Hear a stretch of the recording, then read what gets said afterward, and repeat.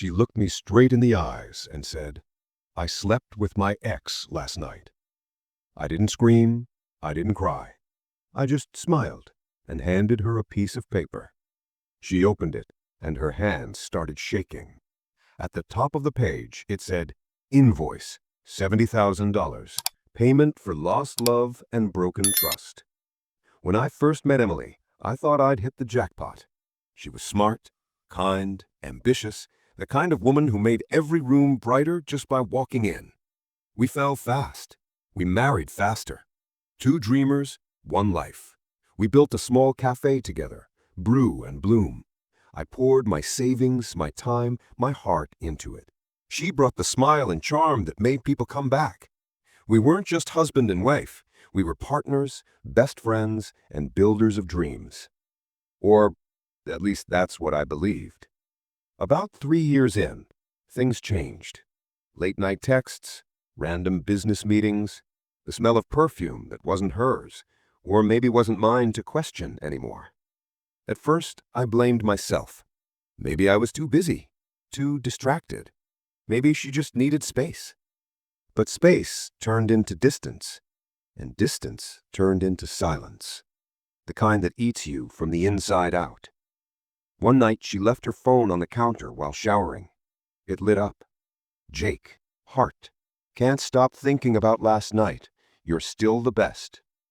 My heart dropped. Jake, her ex, the guy she told me was toxic. I didn't confront her right away. I needed proof. Not words, not tears. I needed the truth in her voice. A week later, over dinner, I said calmly, "Emily, are you still in love with Jake?" She froze.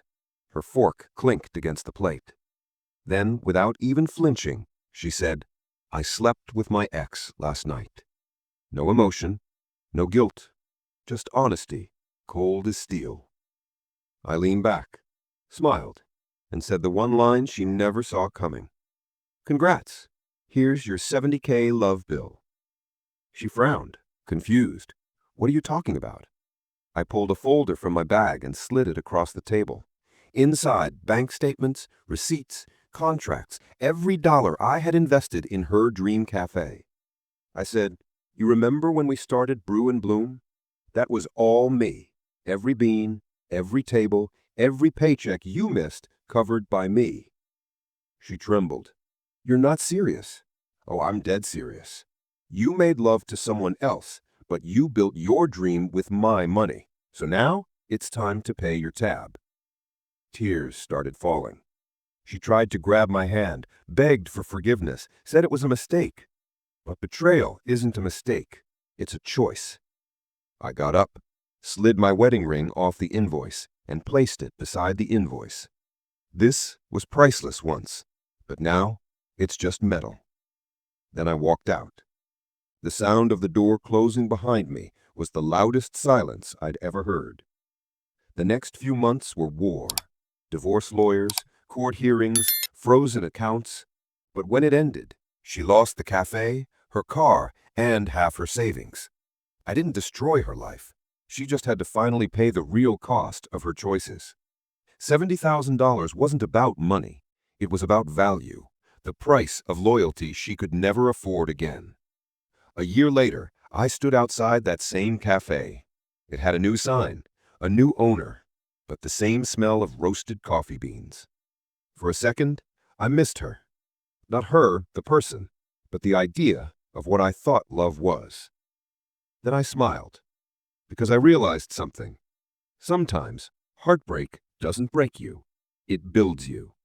She taught me the value of trust, and I taught her the cost of betrayal. If you're watching this, remember, when someone betrays you, don't let their lies turn you bitter. Stay calm, stay silent, let your success become their punishment. You don't need revenge, just receipts, because in the end, karma doesn't knock, it invoices. So when my wife said, "I slept with my ex last night," I didn't break down, I broke free.